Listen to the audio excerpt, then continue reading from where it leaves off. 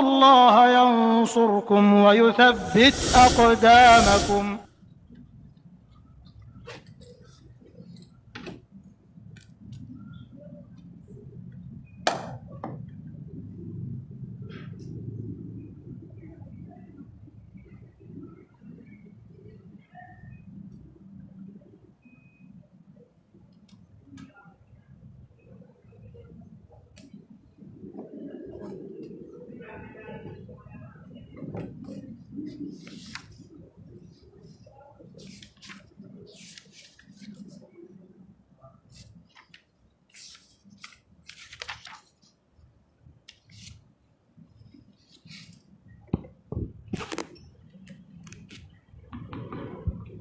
Tes 1 2 ya.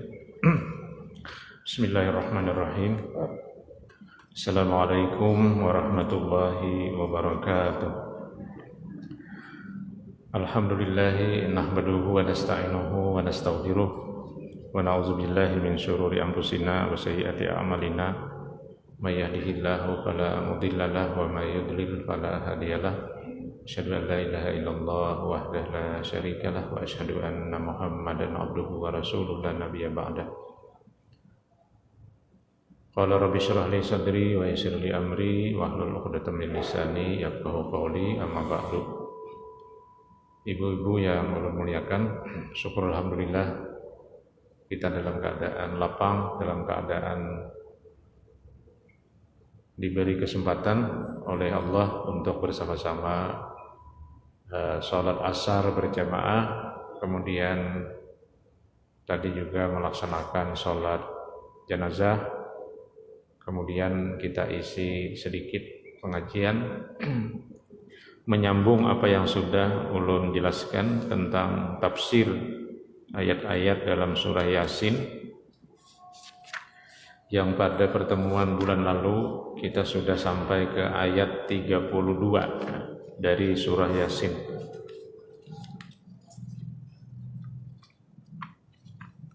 Pada hari ini kita akan membicarakan ayat seterusnya ya.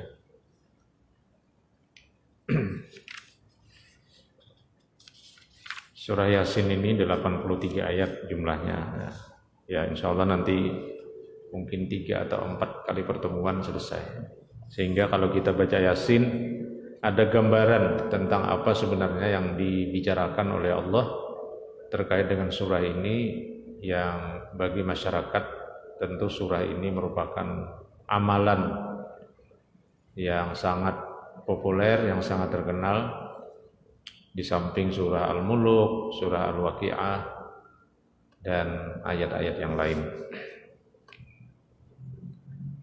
Pada ayat ke-32 ya, Allah menjelaskan ayat sebelumnya yang terakhir kita bicarakan bulan yang lalu, wa in kullul lamma jami'ul ladaina muhdarun ya. Tidaklah mereka semua kecuali akan dikumpulkan kepada kami, lagi dihadirkan, kata Allah ya, dihadirkan untuk dimintai pertanggungjawaban serta menerima balasan. Ayat 32 ini menutup dari ayat-ayat yang terkait dengan kelakuan orang-orang Mekah yang menantang Nabi.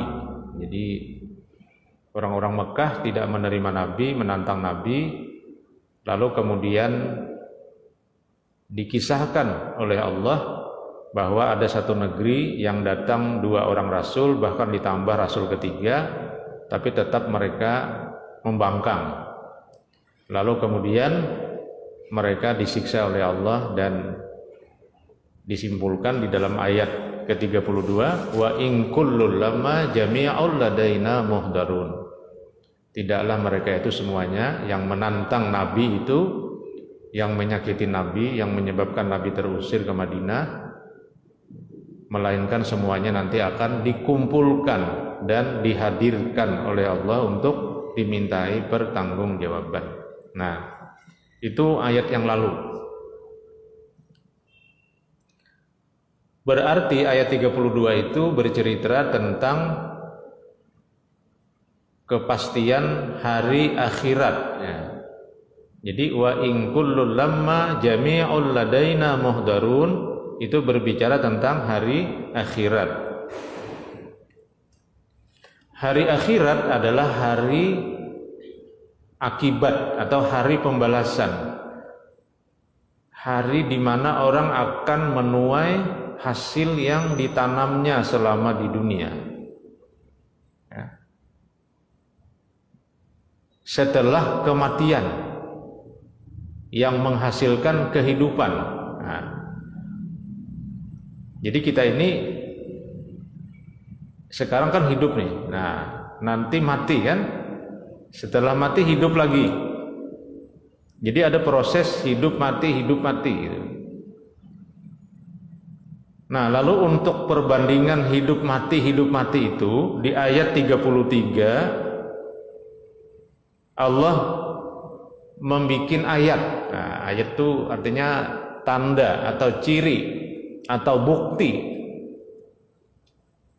Nah, buktinya apa? Wa ayatul lahumul ardul maitatu ahyainaha wa akhrajna minha habban faminhu ya'kulun.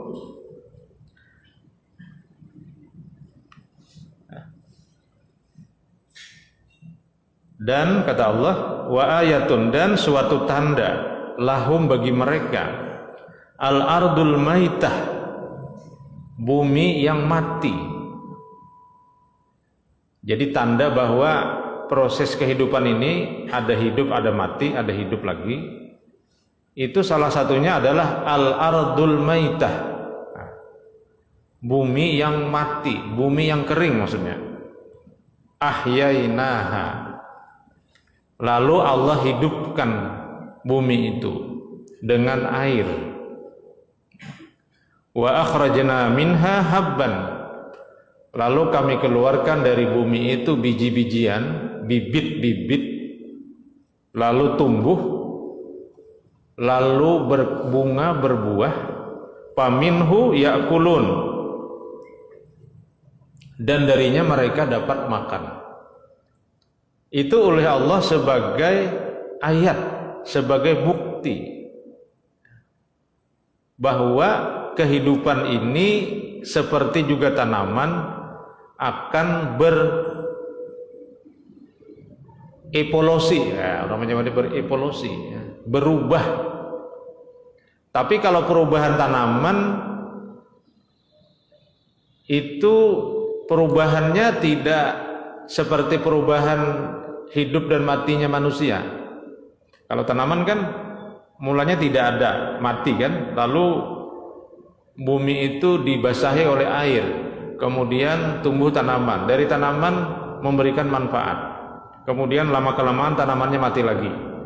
Setelah itu muncul lagi anaknya meneruskan orang tuanya anak, ya. Jadi kalau ibarat pohon pisang itu kita tanam pisang, lalu dia mengeluarkan jantungnya, tungkulnya, kemudian dia berbuah, setelah itu ditebang, kemudian mati. Tapi setelah mati tumbuh lagi anaknya.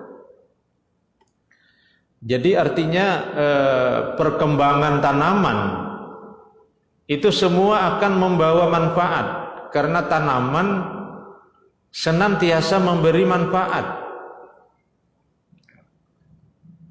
Tanaman senantiasa memberi manfaat.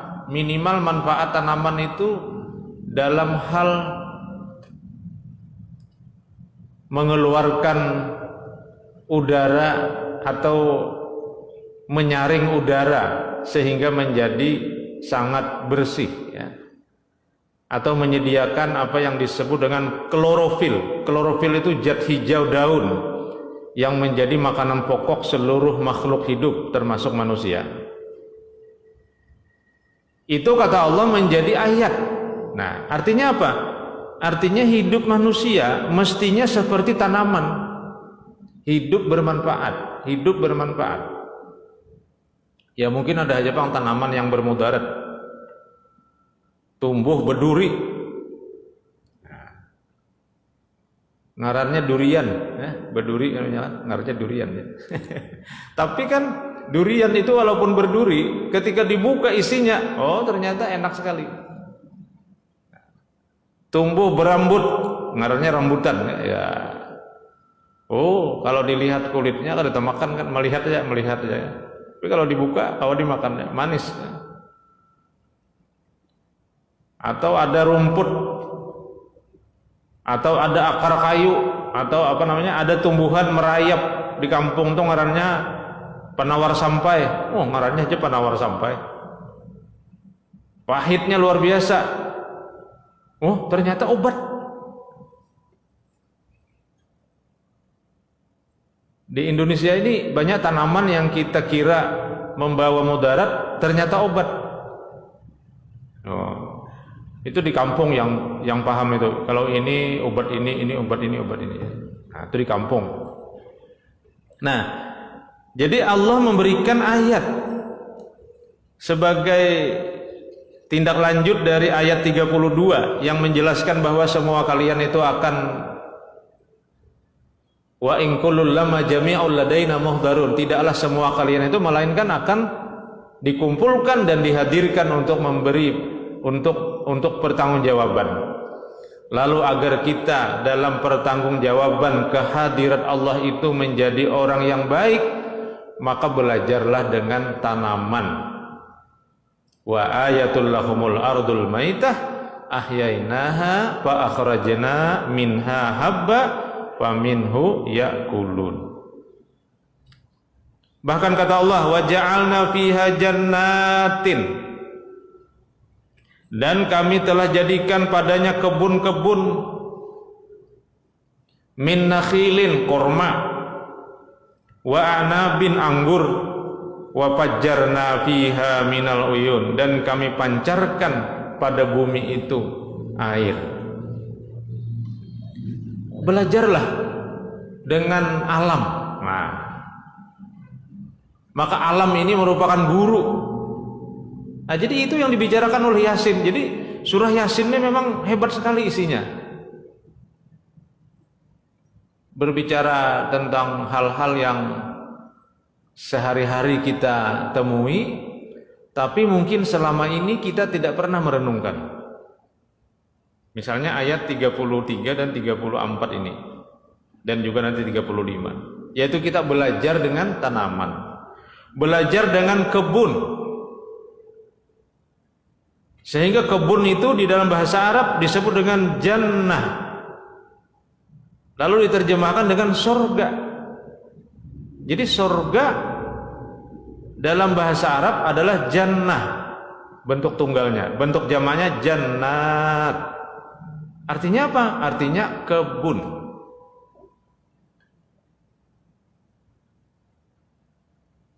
Kita kalau mendengar kebun ini, kebun ya, apalagi orang Arab mendengar kebun, ya itu dia menyebut surga. Orang Arab itu kalau musim haji sering dia keluar negeri. Jadi dia mempersilahkan kepada masyarakat luar negeri dari negeri Arab untuk datang ke negaranya melaksanakan haji dan umrah, sedangkan dia pada umumnya berlibur ke luar negeri. Salah satu tujuannya adalah ke Bogor. Jadi di Bogor itu hotel-hotel itu harus ada penerima tamunya yang pandai berbahasa Arab, karena banyak orang Arab berlibur. Apa yang mereka katakan untuk tanah air kita ini? Dia mengatakan Indonesia, dia menyebutnya Indonesia. Indonesia jannat, Indonesia jannat. Indonesia itu adalah surga. Maksudnya itu kabun maksudnya. Karena begitu banyaknya lahan hijau yang terhampar, yang alami saja sangat indah, apalagi yang dikelola, didesain, diintervensi oleh arsitektur kebun. Wah, nih kira-kira aja bang, masjid ini kena ada kebunnya kira-kira, tapi tahu apabila belum lagi ada nih Bila kadada kena pian suruh ulah kabun ikut kulilikan itu nah supaya hijau lah nah. Ini kan gersang masih nih. Nah, masih pembangunan ini. Nah, ini dibuncu-buncu itu ditanami pucuk habang pucuk hijau pucuk kuning pucuk-pucukan aja. Nah, pucuk masigit sudah ada di atas. Itu nanti di situ kebunnya. Indonesia jannah kata mereka. Indonesia itu kebun-kebun. Mereka merasa di tanah Arab udaranya panas. Ya, sekarang ini 44 derajat. Kalau keluar dari gedung, muka kita itu seperti terbakar. Maka kemudian salah satu pakaian orang Arab itu adalah pakai khimar, pakai penutup muka, cadar. Jadi cadar itu sebenarnya ya gunanya antara lain supaya jangan kepanasan, mengurangi panas. Atau kalau laki-laki bawa surban itu di samping diikat di kepala juga bisa ditutup muka. Makanya surban itu bukan sesuatu yang disunatkan, tapi itu menjadi pakaian model dress code-nya orang Arab yang kadang-kadang terjadi badai gurun, badai pasir, dan kadang-kadang terjadi awan panas ya sampai 44. Kita di sini 32 saja kepanasan di Indonesia nih. Di sana 44. Bayangkan kan. Kita guring 28, 29 kan?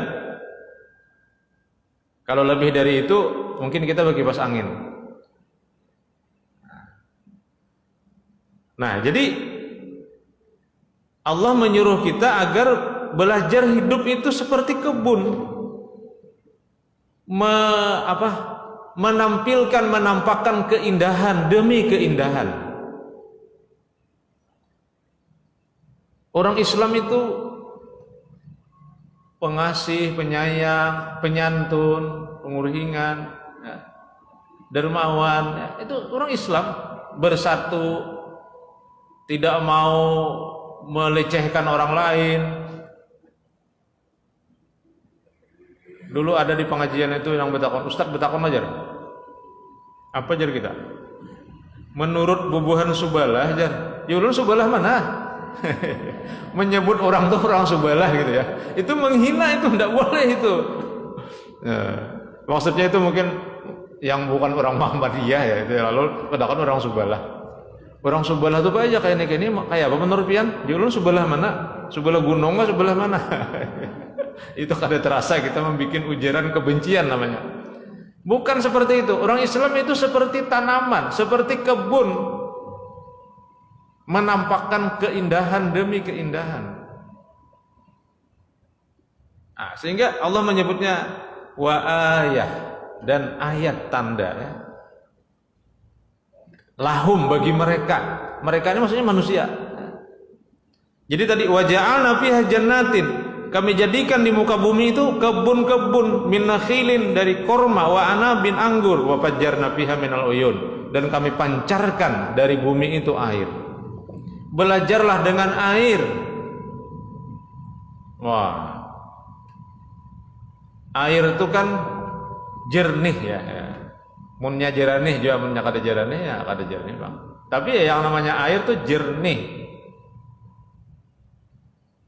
Berpikir jernih, nah, ya kan? Ada doa kita yang juga harus kita renungkan, yaitu doa iftitah yang sering kita baca. Memang doa iftitah ini ada beberapa redaksi, ada beberapa lafaz. Salah satunya adalah Allahumma ba'id baini wa baina khataayaya kama ba'adta bainal masyriqi wal maghribi. Sambungannya Allahumma naqqini min khataayaya, ya Allah bersihkan aku dari kesalahanku. Bersihi ya Allah kesalahanku ini. Cuci ya Allah kesalahanku ini. Kama yunaqqas saubul abyadu minad danas, sebagaimana dicuci pakaian putih, akhirnya kotorannya menjadi hilang. Dengan apa mencucinya? Dengan air. Berarti apa air itu karakternya? Karakter air itu adalah mencuci, membersihkan. Jadi orang Islam itu kalau dikatakan seperti air, dia harus berkarakter untuk membersihkan yang kotor. Nah, wah hebat benar orang Islam itu membersihkan yang kotor. Orang Islam itu pembersih. Nah, itu bedanya. Ada ini kadang membuang sampah sembarangan gitu ya. Kemudian apa namanya? Untung kita nih banjir semalam tuh. Nah, ada aja untungnya banjir nih juga. Imbah dibanjiri di Banjar nih. Hanyar tahu. Sekalinya penyebabnya lambat turun banyu ini selokan-selokan tetapal. Akhirnya dibongkari beritaan. Ternyata bukan hanya rakyat biasa yang menapal nih. Pemerintah umpat juga menapal. Karena ada bangunan milik pemerintah yang menapal sungai. Nah, di Jalan Pitran. Nah, tak umpat juga pemerintah. Karena juga. Lalu bongkar juga. Pos polisi bongkar juga di situ. Nah, jadi ada aja untungnya banjir tadi juga. Menegur kita bahwa kita ternyata tidak belajar dari air, maka kemudian air marah diterjangnya kita di awal tahun 2021 yang lalu di hulu sungai banyu sampai ke atas nyur, banyu nyur maksudnya. Di Martapura aja sampai ke atas meja, hanya di warung, warung sekalinya. Ya ulun di Palapan itu pian rumah di jalan komplek ulun tuh singgan pinggang banyu, maju ulun. Ya rumah ulun kada tinggal lempang, cuma kada kau kemana-mana tak kurung. Nah,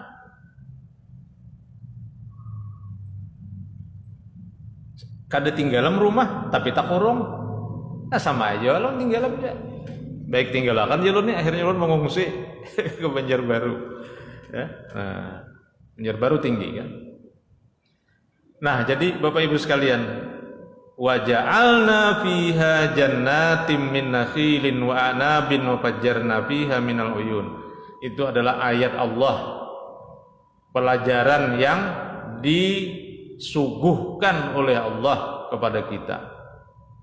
Agar kita ketika dihadirkan di hadirat Allah itu siap untuk menjelaskan bahwa hidup kami sebagai orang muslim itu adalah bagaikan tanaman, bagaikan kebun, bagaikan air.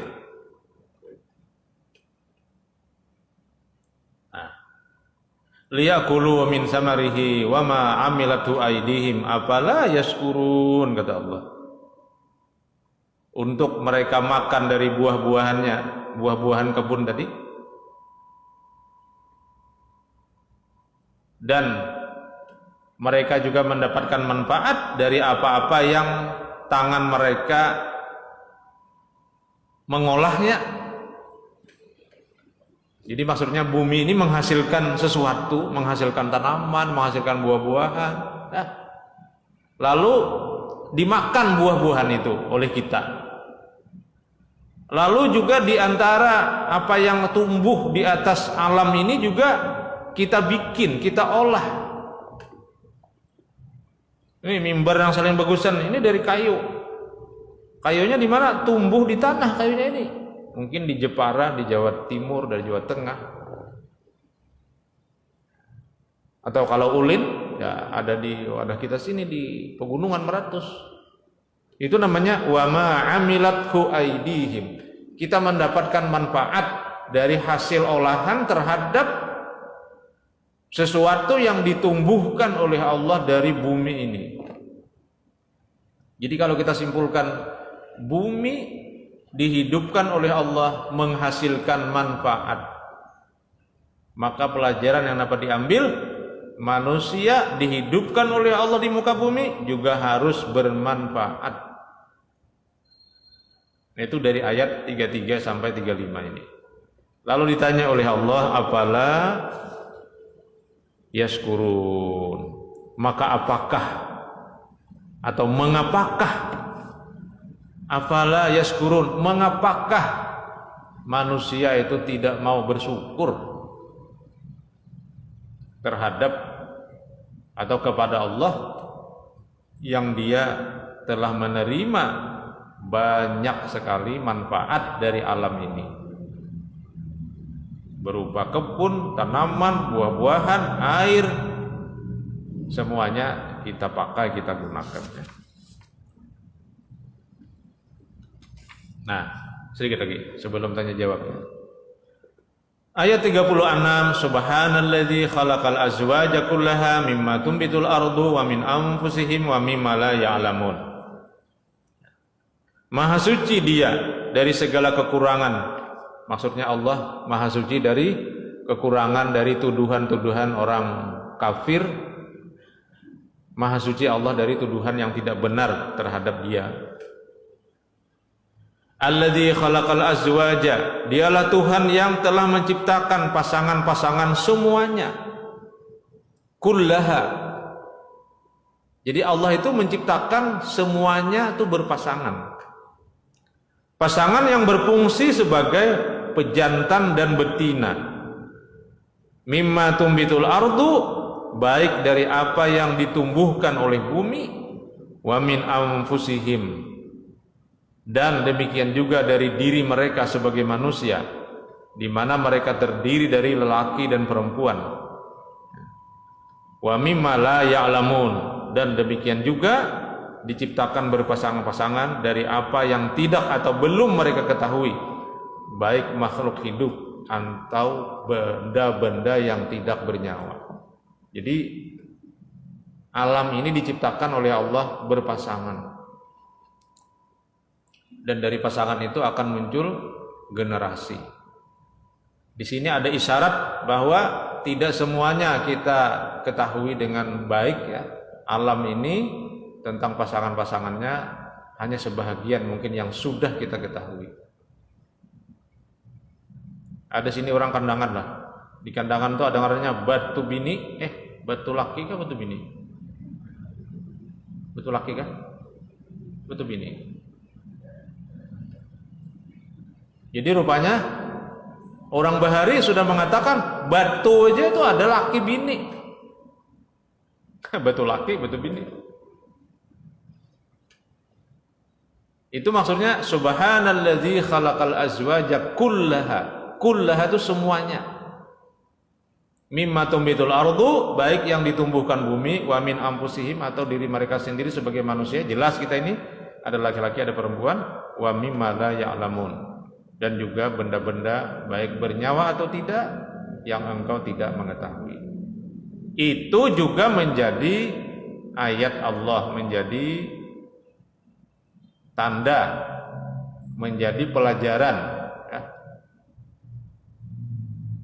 Adanya laki-laki dan perempuannya jadi pelajaran. Apa pelajarannya?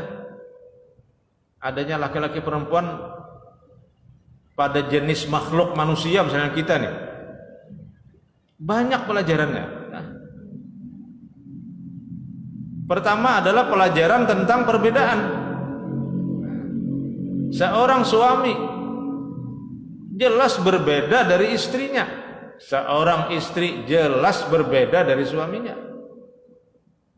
Belajar apa kita ya? Belajar perbedaan. Wah, cakak aku kayak ini Jar. Iya, cakak aku. Laki-laki kan, cakak tadi. Wah, mestinya Jar kalau menurut bibinian kayak ini. Oh, itu kan menurut bibinian kan. Nah, maka kemudian kita belajar menerima perbedaan. Itu mungkin dalam skop yang sangat kecil. Tidak gampang Bu menerima perbedaan itu. Mungkin ya, mungkin ibu-ibu yang sudah berumah tangga cukup lama, ulun kawin tahun 89. Nah, mungkin mungkin pian ada yang sudah juga, ada yang belum tahun 89. Jadi kawin ini sudah berapa tahun ini? 89 nih. Nah, sudah 30 tahun lebih kan? Ya pada mulanya kita susah juga kan mendayung rumah tangga itu karena perbedaan. Kebetulan ulun ini punya istri orang Kandangan, ulun orang Barabai. Jadi uji orang Barabai, hati-hati bebini orang Kandangan. Orang Kandangan ini wani. Oh. Wani. Balading wani jar. Oh. Mungkin orang Kandangan juga berpikir, hati-hati kawin lawan orang Barabai. Orang Barabai ini hidupnya santai. Oh. Begawi itu seadanya aja. Itu misalnya. Yang bagus tuh orang Halabiu atau orang negara atau orang Amuntai itu rajin. Adakah di sini orang Halabiu, Amuntai Kak? Keluar negara. Orang negara tuh boleh terpaksa rajin tau lebih. Terpaksa karena sumber daya alamnya kadada. Menanam pisang ada kawa. Hah? Banyu aja apa?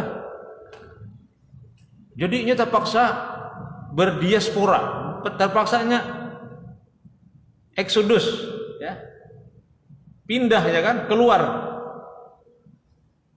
Tapi dengan terpaksa itu menimbulkan satu budaya rajin. Maka orang negara itu rajin. Kalau ibu-ibunya orang negara ini harap memasak, jarang mentah. Jarang mentah. Ya, ya ini sudahlah. Tapi maksud dulu kita belajar dari pasangan itu tentang menerima perbedaan. Mulanya kita kawin itu susah juga menerima perbedaan. Apalagi ada gosip dari luar tadi. Hati-hati orang Barabai ini pengulir. Hati-hati orang Kandangan ini wani. Itu gosip kan? Nah. Tapi tahun demi tahun kan kita lewati. 5 tahun, 10 tahun. Punya anak, apalagi sudah punya cucu. Oh, ternyata memang begini hidup ini. Mungkin semakin lama kita semakin bisa menerima perbedaan. Oh, biniku nih pemandir. Bagus juga pemandirnya. Dahulu tuh nguyak panar pemandir. Sampai tak guring kita dipandirinya aja. Kita guring mengaruh dah. Tapi kalau kita berpikir positif, oh bagus juga isi bini pemandir nih. Ada tapi kali membuka radio rame aja, banyak kisah. Apalagi datang di hulu sungai, bulik seminggu ke hulu sungai, kisah macam-macam. Oh ini kayak ini. Oh berkisah juga ya, pemandir. Nah. Jadi menerima perbedaan itu namanya belajar dari pasangan yang berbeda. Khalaqal azwaja kullaha. Ya. Banyaknya lagi dari pasangan ini kita belajar. Ya. Belajar. Oleh karena itu dalam Islam laki-laki dan perempuan berbeda. Tetapi perbedaan itu bukan untuk menunjukkan superioritas atau keharatan salah satu pihak daripada yang lain. Tapi perbedaan antara laki-laki dan perempuan adalah untuk saling melengkapi. Guru TK itu kada mau jarang ada lelakian, guru TK, apalagi PAUD. Kenapa? Karena lelakian ini berpikirnya lurus. Tapi kalau perempuan berpikirnya berbelok. Nah, itu yang dikatakan oleh Nabi itu, perempuan itu diciptakan seperti tulang rusuk, berbelok, berpikir perempuan itu berbelok. Yang berbelok dengan yang lurus kalau ditarik itu tak panjang yang berbelok. Jadi berpikir perempuan itu lebih panjang daripada berpikir laki-laki. Buktikan begini. Kalau kita ke pasar, ujar mamanya, hakon ke pasar pian, enggak ya. Apa ditukar? Ini. Nah, haruan tukarakan nang kira-kira 5 on atau setengah kilo seikong. Daun sop, bawang putih, bahan-bahan untuk mensop, bawang perai dan sebagainya, kentang, wortel secukupnya. Di mana tuh orang berjual tuh? Oh, di los yang paling belakang. Oh, ini. Maka kita berpikir akan mencapai los paling belakang itu mencari jalan yang semakin cepat sampai. Tapi kalau perempuan tidak, Ini bokul liling dulu. Nah, sehingga dapat haruan, dapat jilbab, dapat tas, dapat sandal. Nah, banyak dapatnya nih. Bokul liling dulu. Nah, karena dia berpikirnya melengkung. Sama dengan anak-anak. Kalau anak-anak itu menghadapinya tidak bisa berpikir lurus, berpikirnya melengkung. Itu kelebihan perempuan. Kenapa nak? Oh, ini mainan ulun diambilnya. Oh, kata bapak, kayaknya esok ibu bawakan yang banyak. Tapi jangan didustai. Ya, esok bawakan lebih pada yang hilang. Nah, ampihnya bakal laki kan. Tapi kalau laki-laki kenapa? Mainan ulun diambilnya. Mana nama ambil? Nama ambil mana? Oh, akhirnya anak-anak itu kalau mau lagi turun sekolah, bapaknya kejam. Nah, tapi kalau ibu-ibu dipusutnya di belakang, digendongnya, kenapa nak? Oh, ada bapak kena mainan tuh, ampun ibu di rumah 5, ibu bawakan esok 3. Lah, naklah esok turun sekolah, ibu akan membawakan mainan 3. Nggih. Ingatnya sampai ke rumah ibu membawakan mainan 3. Esok hari belum siang lagi bangun dah. Mak, mandi mak. Hendak sungsung ke sekolahan. Kenapa? Ibu berjanji membawakan mainan 3. Itulah kelebihan seorang perempuan. Jadi perempuan ini luar biasa sebenarnya. Dia memiliki cara berpikir melengkung, ya. Tidak simetris seperti laki-laki. Itu diistilahkan oleh Nabi, khuliqatimra'atun min dal'in a'waja. Perempuan itu diciptakan seperti tulang rusuk yang bengkok. Nah, saya kira sampai di sini dulu, sampai ayat 36. Ulun menjelaskan surah ini. Mungkin ada pertanyaan tentang apa yang ulun jelaskan, atau juga pertanyaan tentang hal-hal lain. Silakan ibu-ibu. Biasanya pasti ada pertanyaan di sini, banyak pertanyaan. Oke, silakan.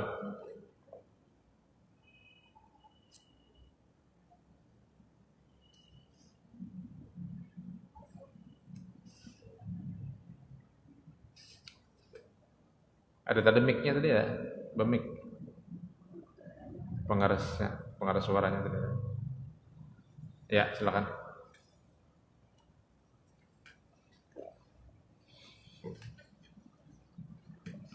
Mau ada pertanyaan nggak? Dihadangi lah. Terima kasih. Enggak ada, belum terusakannya belum lah. Ayo, belum terusakan lagi bila ada pertanyaan. Nah, baik. Ayat 37. Wa ayatul lahumul lailu naslahu minhun nahar fa idzahum muslimun.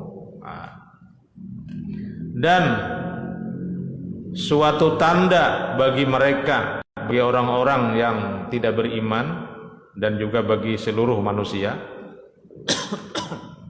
agar dia selamat menghadapi Allah, seperti yang tergambar dalam ayat 32 tadi, adalah al-lail, malam. Jadi salah satu ayat Allah itu adalah malam. Kalau tadi kan salah satu ayat Allah itu adalah bumi yang mati dihidupkan, muncul buah-buahan, muncul kebun, muncul air, ya. Ada lagi ayat yang lain adalah al-lail, naslahu minhun nahar, kami menanggalkan darinya siang. Naslahu minhun nahar, kami menghilangkan, menanggalkan, menghapus akan siang. Jadi maksudnya malam itu menghapus siang. Nah, siang itu kan tandanya adalah terang benderang, dihapus oleh malam menjadi gelap. Itu maksudnya. Maksudnya ini pergantian maksudnya. Jadi salah satu tanda bagi mereka itu adalah malam yang mengganti siang. Nah, itu maksudnya. Fa idzahum muslimun,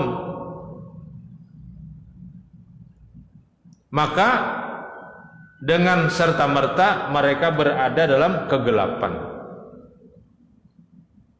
Kami menanggalkan darinya siang. Oh, terbalik ini lah. Jadi wa ayatul lahumul lail, dan suatu tanda bagi mereka adalah malam. naslahu minhun nahar, kami menanggalkan darinya siang. Apa itu? Menanggalkan darinya siang. Nah, atau begini. Dan suatu tanda kekuasaan Allah bagi mereka adalah malam. Kami melalui hukum-hukum alam, kata Allah, yang kami tetapkan senantiasa menanggalkan darinya siang, yakni cahaya matahari. Maka dengan serta-merta mereka, yaitu makhluk yang berada di bagian bumi tertentu, berada dalam kegelapan. Jadi pergantian siang dan malam, terutama malam, adalah menghasilkan kegelapan. Dan kegelapan malam itu akibat dari perputaran, kan gitu kan ya. Ini sebenarnya ilmu astronomi sebenarnya ini. Kita nang Tuhan nih, kada ingat lagi Bang belajar ilmu bintang bahari kan, ilmu alam bahari kan nih. Ini IPA nih, pelajaran IPA. IPA astronomi. Jadi maksud Allah ini, kita setiap hari menemui malam, siang, malam, siang. Kalau malam kita gelap, kalau siang kita terang. Itu kata Allah adalah ayat, tanda, pelajaran.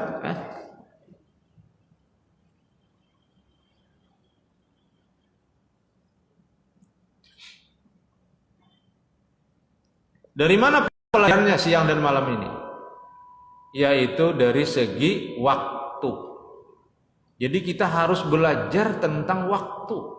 Waktu apa? Waktu adalah perputaran bumi mengelilingi matahari. Itulah waktu. Satu kali putaran 24 jam, kita menyambatnya sehari. Bumi yang berputar sehari sekali, dia mengelilingi matahari selama 365 hari setahun. Jadi setahun, sehari terus, sehari 360 kalinya berputar nih. Mataharinya di tengah, nah ini. Itu setahun.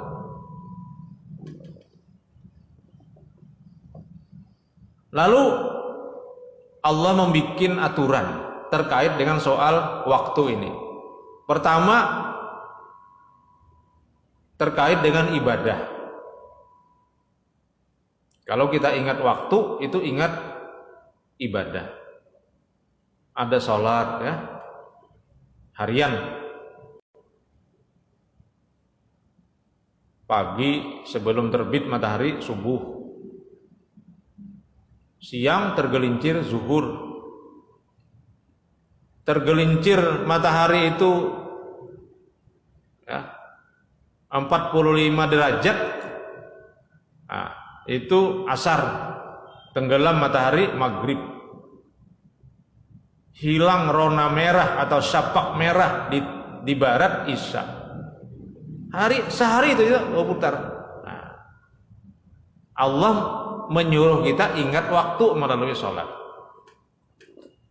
Ada mingguan untuk laki-laki sholat Jumat. Ada tahunan puasa dan haji. Ini semua adalah agar kita belajar bahwa waktu ini kada boleh dilalaikan. Selalu terkait dengan ibadah. Dan perjalanan bumi yang menghasilkan siang malam ini tidak pernah berubah sejak awal diciptakan sampai nanti bumi ini hancur berantakan bersama planet lain yang disebut dengan kiamat. Dia tidak pernah berubah.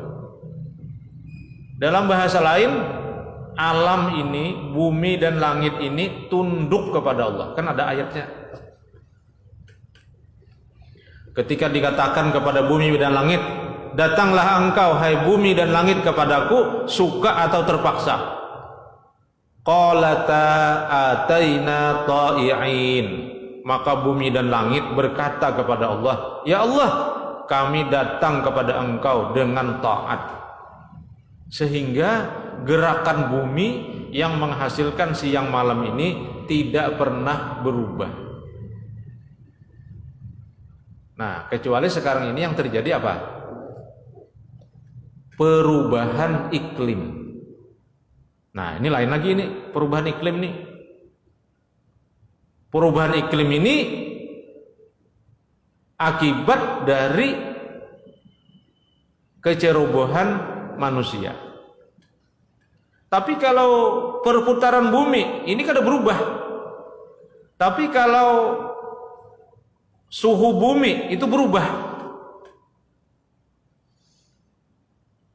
Dan yang paling ditakuti itu kalau perubahan suhu bumi ini terus naik, maka bumi ini akan tenggelam. Kenapa? Karena es yang ada di kutub itu mencair dan kemudian akan memperdalam air laut. Maka sekarang kita menyaksikan rob, banjir akibat pasang yang lebih besar. Di Banjar sering, di Kuripan itu masuk banyu sampai ke pasar, tapi lain panang sampai ke Pucuk Nyor itu lain lah. Nah, ini misalnya di muka BNI di Jalan Lembu Mangkurat tuh sore-sore kadang-kadang banyu. Kenapa nih banyu nih? Oh, ternyata Sungai Martapura meluber. Sungai Martapura karena kontak dengan air laut di Muara Banjar itu rob. Akibat apa itu? Akibat air laut yang banyak. Air laut yang banyak itu salah satu pemicunya adalah pemanasan bumi. Makanya sekarang ini orang mulai berpikir di tingkat global bagaimana mengkampanyekan agar kita hidup mempertimbangkan iklim ini, perubahan iklim ini. Nah, jadi artinya ayat 37 ini menyuruh kita sadar bahwa alam ini datang memenuhi panggilan Allah dengan taat. Kita hidup di dalamnya agar kita ingat waktu diajarkan ibadah-ibadah yang harian, mingguan, bulanan, tahunan. Kalau yang sunat-sunat, yang bulanan itu mungkin ada puasa hari putih, yang mingguan puasa Senin Kamis ya, dan sebagainya. Itu kita tambah saja kan, karena ada sunnah-sunnah di dalam ibadah. Wasyamsu tajri li mustaqarri laha dzalika taqdirul azizil alim, ayat 38. Dan matahari, kata Allah, terus-menerus beredar pada garis edarnya secara amat teratur sejak penciptaannya hingga kini. Akibat peredaran itulah maka terjadi malam dan siang serta gelap dan terang. Itulah pengaturan Tuhan yang maha perkasa lagi maha mengetahui. Ingat kita, ayat 38 ini menjelaskan tentang teori matahari sebagai pusat alam, terutama alam yang dekat-dekat ini ya. Kalau dulu kan orang mengira matahari itu diam, bumi yang berputar. Dulu orang mengira bumi diam, matahari yang berputar. Tapi ternyata setelah diteliti, yang diam itu matahari, sedangkan bumi berputar. Jadi di dalam suatu keluarga bintang yang matahari kita itu adalah yang kita lihat setiap hari, itu matahari itu menjadi pusat alam lingkungan kita ya, yang disebut dalam ilmu pengetahuan alam dengan heliosentris. Helio itu matahari, sentris itu sentral. Dulu orang mengira bumi kita ini diam, geosentris, bumi yang menjadi sentral. Tapi ternyata yang benar adalah heliosentris. Nah, dalam Al-Quran di surah Yasin ayat 38 sudah sejak lama dikatakan bahwa yang menjadi pusat alam yang dekat kita ini adalah matahari. Nah, jadi itu juga menunjukkan bahwa Al-Quran itu kalam Allah, bukan bikinan manusia. Di saat abad ke-7 gitu, atau abad ke-6, pengetahuan tentang astronomi sangat terbatas, Al-Quran sudah bicara tentang matahari sebagai pusat alam. Nah, itulah menunjukkan juga sebagai bukti bahwa Al-Quran itu kalam Allah. Saya kira ini yang dapat ulun jelaskan pada kesempatan pengajian pada sore hari ini sampai ayat 38. Nanti akan kita sambung insyaallah mulai ayat 39 dan seterusnya. Demikian hadanallahu wa iyyakum ajmain. Subhanaka rabbana wa bihamdika asyhadu an la ilaha illa anta astaghfiruka wa atubu ilaik. Assalamualaikum warahmatullahi wabarakatuh.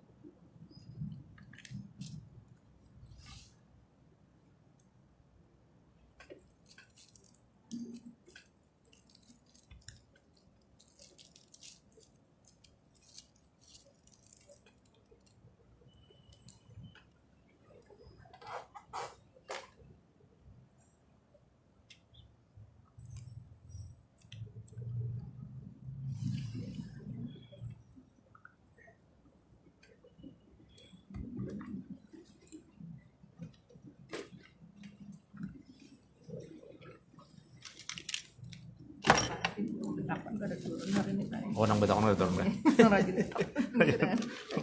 Ada yang betok ada turun banyak. Makasih. Thank you.